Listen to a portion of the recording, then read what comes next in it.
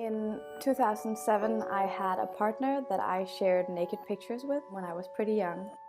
In 2011, my email was hacked into or entered by a person that I don't know who is, and they took these pictures and they uploaded all of this online with an encouragement to harass me. These pictures were sent to people on my Facebook friends list, sent to my family. I very quickly understood, you can't keep it a secret because they don't allow you to keep it a secret because the point is to destroy your life. There's this entire degradation of your person and your identity and your body, and people don't want to be associated with you because they're afraid that it's going to stick to them somehow. So a lot of people just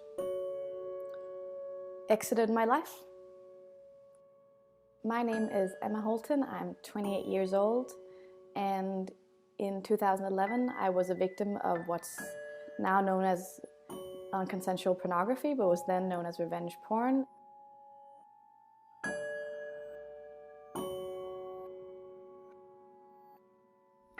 It's a term you might have heard of, but what you might not know about revenge porn is how widespread it is, and the emotional impact it has on its victims. Now, after months under lockdown because of the coronavirus pandemic, there's been a surge in the number of cases. Someone who knows what it feels like is Emma. She was targeted when she was just 20.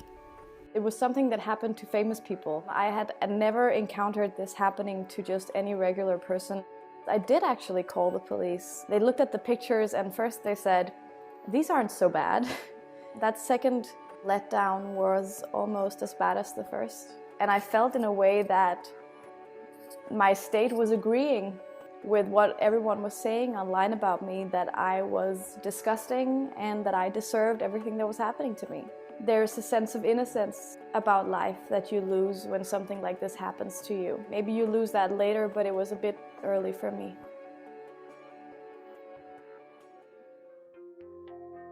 Around 1 in 25 people in the US have been a victim of revenge porn.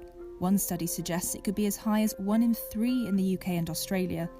And in Europe, around 9 million girls have experienced some form of online violence by the time they're just 15 years old. But since the lockdown, the UK's revenge porn helpline says hundreds more victims have been calling in.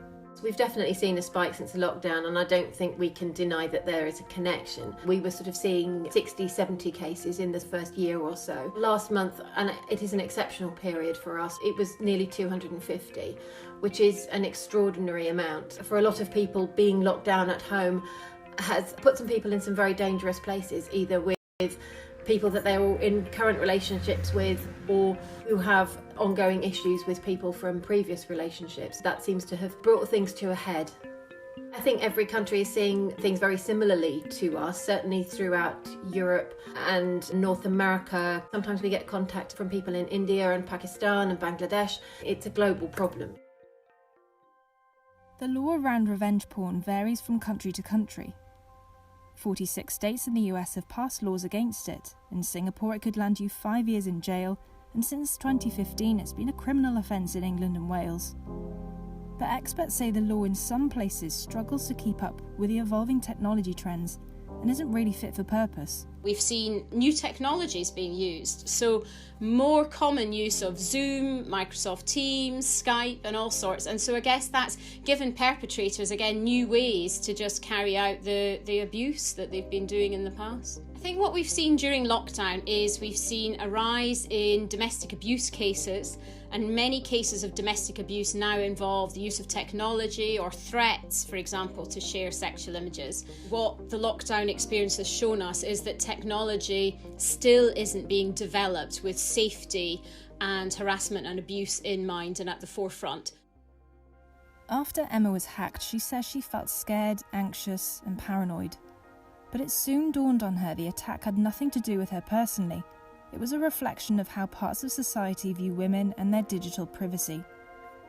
Then one day, 3 years after the incident, Emma logged online to find a new set of photos had been uploaded. The idea I had was to take new naked pictures of me and upload it to the internet with my consent, and it became the Consent Project. A lot of the reaction that I got to the Consent Project was, people saying, "Oh, sometimes you're just doing the same thing to yourself as other people have done to you.